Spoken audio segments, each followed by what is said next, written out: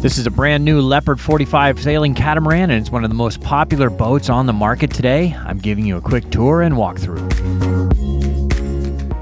All right, today we are taking a look at the Leopard 45, brand new here. It has dinghy davits off the back. Kind of a lot of the boats are doing these days is the whole bar slides down and then you pick the dinghy up and it brings it over there.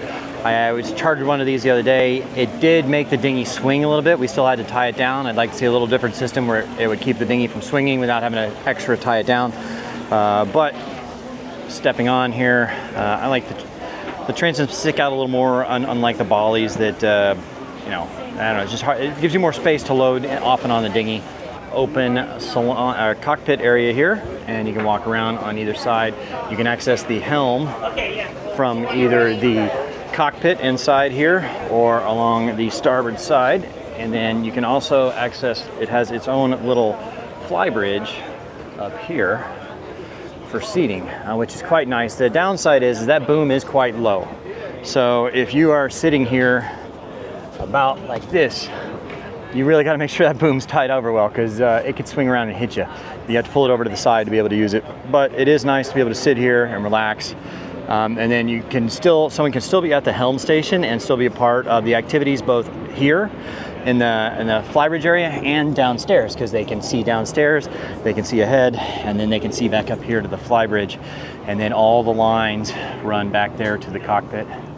I think the reason that Leopard didn't put a proper flybridge on any of their boats is that they want to be able to keep the sail space. If they put a proper flybridge with a hard top and up here, the boom would have to be probably 3 or 4 feet taller, and you'd be losing a lot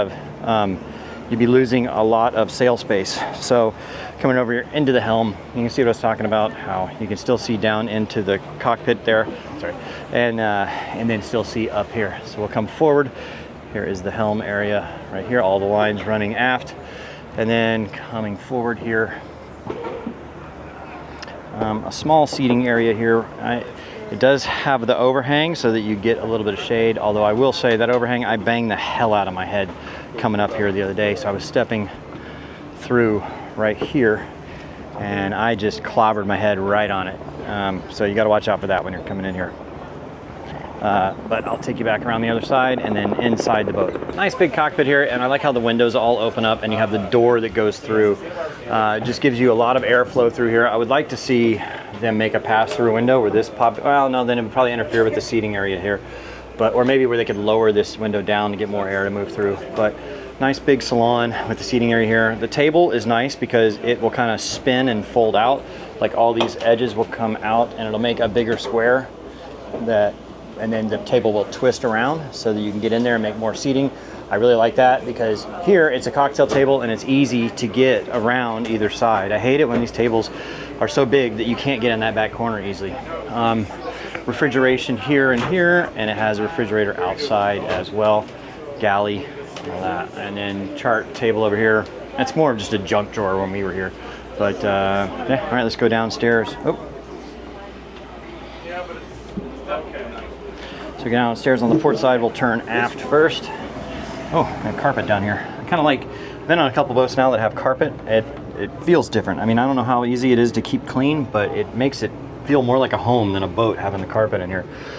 Not a bad size here. I would definitely prefer like a Leopard 50. I don't really like that there's no separation between the shower and the head, so it's basically a wet head. So your feet are always going to be wet and tracking dirt in there no matter what. And then coming forward, another small cabin. And then you got a pass-through right through there, which goes to more storage. So you can access through the forward hatch and the forepeak there. And then it's got its own head here. Again, it's a wet head though, so I don't like it because like the floor is always going to be wet with shower residue, and so when you step in there, you're going to leave dirt marks on there, and it's just a pain. Or I'm wearing socks, right? If I wanted to step in there and brush my teeth real quick, well, now my socks are wet, so I don't really like that much. Yep, pardon me. All right. Coming over to the starboard hull, I believe this is an owner's cabin, 3 cabin version. We'll turn aft, much more space on this side. And then this door looks like it slides off to, well, okay. whatever.